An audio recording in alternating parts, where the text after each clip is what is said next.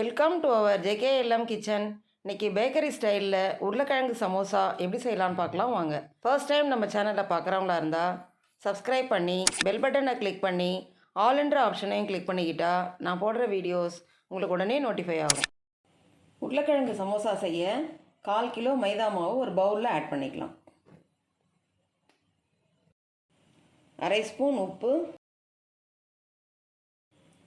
1/4 spoon ஓமம், 3 spoon எண்ணெய் add பண்ணிக்கலாம். எல்லாம் ஆட் பண்ணதுக்கப்புறம் நல்லா மிக்ஸ் பண்ணிக்கலாம்.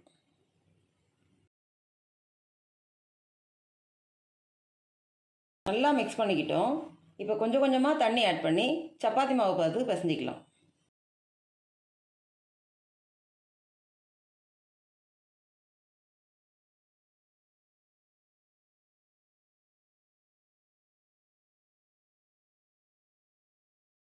நல்லா இந்த அளவுக்கு சாஃப்டாக மாவு பிசைஞ்சிக்கிட்டோம்.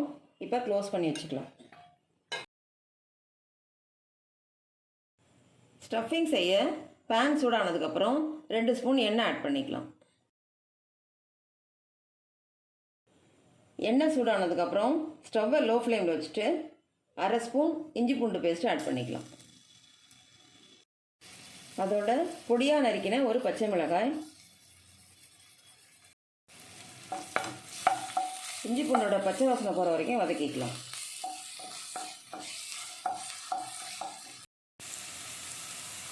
இஞ்சி பூண்டோட பச்சை வாசனை போனதுக்கப்புறம் 1/2 கப் பச்சை பட்டாணி ஆட் பண்ணிக்கலாம்.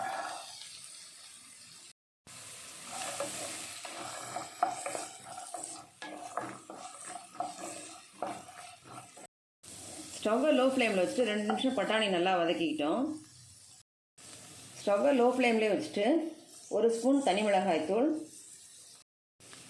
1/2 ஸ்பூன் தனியாத்தூள், 1/4 ஸ்பூன் கரம் மசாலா, 1/4 ஸ்பூன் வறுத்து பொடித்த சீரகத்தூள், 1/2 ஸ்பூன் உப்பு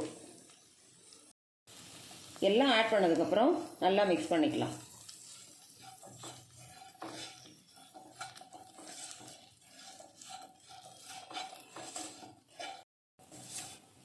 மசாலாவோட பச்சை வாசனை போகிறதுக்காக 1 நிமிஷம் நல்லா வதக்கிக்கலாம். மசாலா பச்சை வாசனை போனதுக்கப்புறம் 3 மீடியம் சைஸ் உருளைக்கிழங்கு வேக வச்சு தோல் உரித்து மசித்து வச்சுருக்கேன், அதை ஆட் பண்ணிக்கிறேன். உருளைக்கிழங்கு ஆட் பண்ணதுக்கப்புறம் நல்லா மிக்ஸ் பண்ணிக்கலாம்.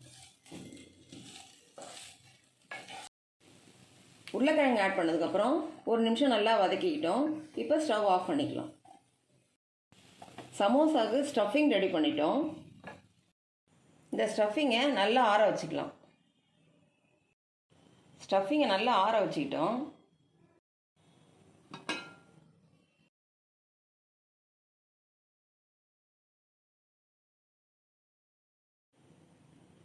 மாவை நல்லா 1 நிமிஷத்துக்கு நல்லா பிசைஞ்சிக்கலாம்.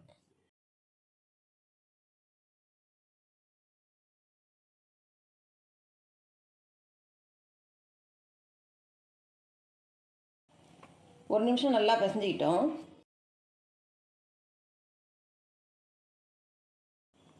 மாவை இந்த அளவுக்கு உருட்டிக்கிட்டோம். இப்போ இதை ஈக்குவலாக பிரிச்சுக்கலாம்.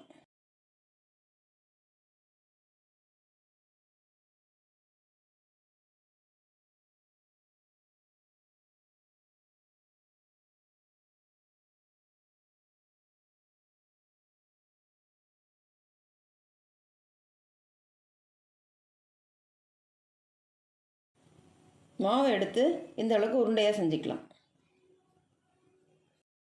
எல்லா மாவையும் இந்த அளவு உருண்டைகளாக செஞ்சுக்கிட்டோம். இப்போ சப்பாத்தி கல்லில் வச்சு மாவை நல்லா திரட்டிக்கலாம்.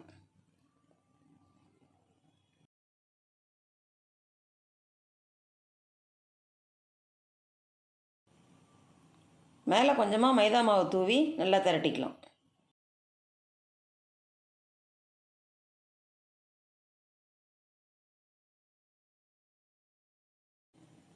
நல்லா இந்த அளவுக்கு திக்னஸ் வர அளவுக்கு திரட்டிக்கிட்டோம். இப்போ 2ஆக கட் பண்ணிக்கலாம்.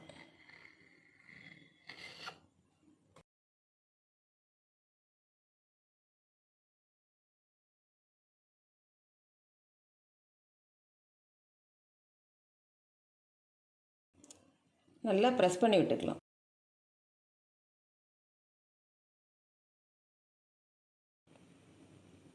இந்த அளவுக்கு மசாலா எடுத்து உள்ளே வச்சுக்கலாம். இப்போ க்ளோஸ் பண்ணிக்கலாம்.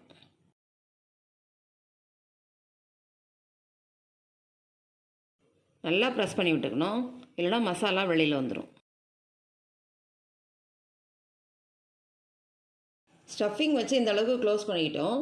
இப்போ கீழே லைட்டாக மடித்து விட்டுக்கலாம்.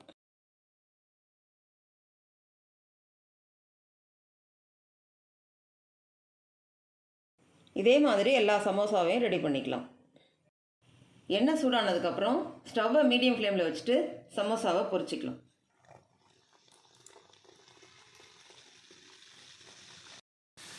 நம்ம போட்ட உடனே திருப்பக்கூடாது, கொஞ்சம் நேரம் கழித்து திருப்பிக்கலாம்.